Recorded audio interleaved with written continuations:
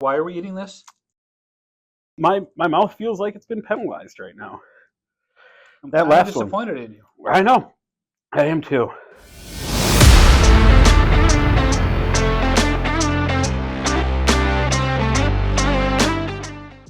Welcome back to Hot AF. I'm your host, Scott Ferriss. I'm here today with my friend and colleague, David Klaiman. Dave has been an attorney with Offutt for... Ever. We'll go with that. I think that's a good answer. Since 1991. All right. And Dave, today we're going to be talking about the exciting topic of penalties and how we can avoid them. So first off, we're going to start with a simple hot sauce here, sweet habanero from Marie Sharp's. I know you're a big fan of Marie Sharp's, and we'll get into some penalties here. But this one is a fruitier one, similar to like a Thai chili, sweet Thai chili. So enjoy. Cheers. Not a ton of heat on that one. That was tasty. Mm-hmm. Not a lot of heat. No. It's coming though. Don't worry. Penalties. 176225. Subdivision 1 is kind of where we start with that. We have kind of 6 topics or ways that you can get penalties under Section 225. There's a few that are more common than others that we see most frequently, or at least I've noticed when I've in my practice. One being a proceeding or a defense which does not present a real controversy, that some would call frivolous or for the purpose of delay. And where do you see that coming up most frequently? Well, fortunately, although a penalty can be imposed for that, I don't typically see a penalty imposed for that. When an insurer or TPA completes a notice of insurer's primary liability determination, they need to put forth a well-reasoned, sufficient basis for the denial. 176.84 is a controlling statute, and I'm going to quote it. It says a denial needs to be sufficiently specific to convey, without further inquiry, the basis for the denial. So if I were to just put down on a NOPLD, the Notice of Primary Liability Determination, that we're still questioning whether or not this accident even happened, is that sufficient?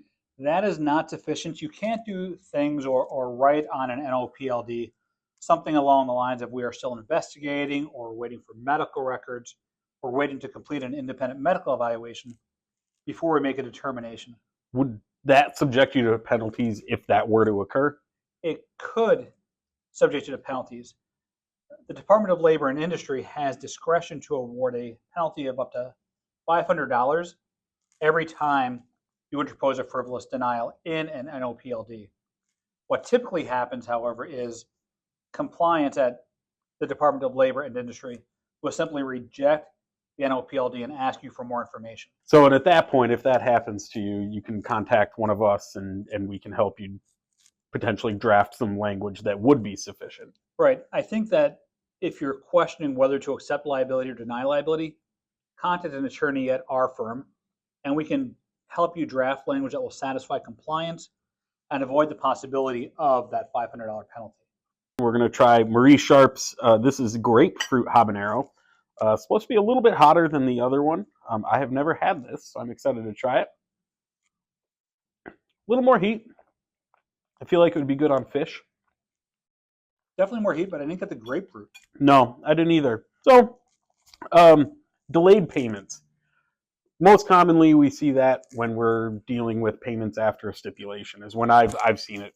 It's quite often. After a stipulation, after a findings and order, after a 106 decision regarding either a medical dispute or a voc rehab dispute, or even after a 239 conference dealing with the discontinuance of benefits, if you're ordered to reinstate payment and you'd fail to do so in a timely manner. Those penalties arise with some regularity, and they can really add up. So there are 2 types of penalties. One is under 176.225, which is when there's an unreasonable and vexatious delay in making payment. an inexcusable delay in making payment. And under that statute, a judge does not have discretion. The judge needs to assign a 25% penalty. So if you owe $50,000 pursuant to a stipulation for settlement, the penalty will be $12,500 if my math is right. I'm not guaranteeing my math is right. For the 25%. For the 25% of the $50,000. Would they also get the up to 30% under 225 subdivision 1-2 for unreasonably delaying the payment? That's a discretionary penalty. It's up to the judge. The judge can award any amount from 0% up to an additional 30%. And so in theory, the penalty could be 55%. So I'm changing the numbers here because I can't do 55% of $50,000 in my head. Nope, I can't either. But if the penalty is if the payment owed is $100,000, the penalty can be up to $55,000. And that is money paid directly by the insurance company or the TPA. And it goes directly to the employee, correct? Typically, yes. Got it. All right. So make sure you are getting your payments paid or out the door, and not just in the system, but they need to be out the door in a timely manner. Usually it's 14 days with pretty much every payment that we have to deal with pursuant to orders and awards. Correct. All right, this next one that we're going to try here, Melinda's fire roasted garlic and habanero. Not the heat I was expecting. Oh, it builds. It is building. I didn't get a lot of flavor from that, just heat. So far, my favorite is still the first one. It had the most flavor. Yes, I would agree with that. What other situations have you seen penalties come up recently that are easily avoidable that we want to make sure that people are aware of? I think one thing that happens with more regularity than it should is an employee falls off autopay. So if an insurer is paying benefits, weekly wage loss benefits, either temporary total or temporary total disability benefits, and stops paying for some reason with no basis and no justification and no NOID, that's a notice of intent to discontinue benefits, that gives rise to a claim for penalties almost immediately. And that's not subject to the 14 days. That's just like an immediate penalty right there. Correct. That's an unreasonable or vexatious delay in making payment. And if you don't have a reason to discontinue the payment, then you can be subject to the penalties. And in terms of a reason for potentially having a good reason for the delay, have you seen any that are successful? It's really hard to find a good enough excuse. You're kind of at the mercy of the employee and his or her attorney.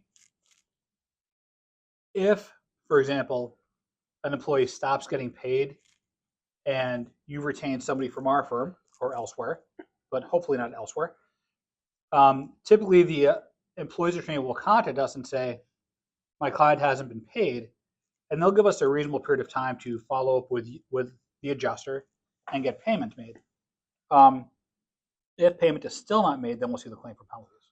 Okay. All right. So let's try the Sings. This is a local from Harry Singh in here in Minneapolis. This is Caribbean Heat T&T pepper sauce. The Sings. Tasty, but not a ton of heat. I would agree.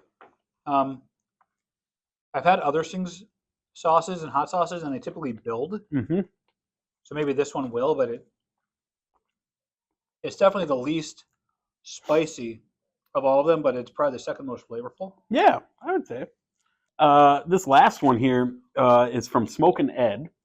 He is the inventor or the breeder of the Carolina Reaper and the current world's record holding hottest pepper, Pepper X. Now, Pepper X just came out to the market in the last year or two, and this is the first bottle of hot sauce that I have seen that contains Pepper X and also Carolina Reaper. So why are we eating this? It's just because it's good. I've had it. It's not bad. Now, what's the easiest thing that we can do to avoid penalties when you're discontinuing wage loss benefits for an employee? Should I eat this first and then answer? Oh, yeah. Mm-hmm.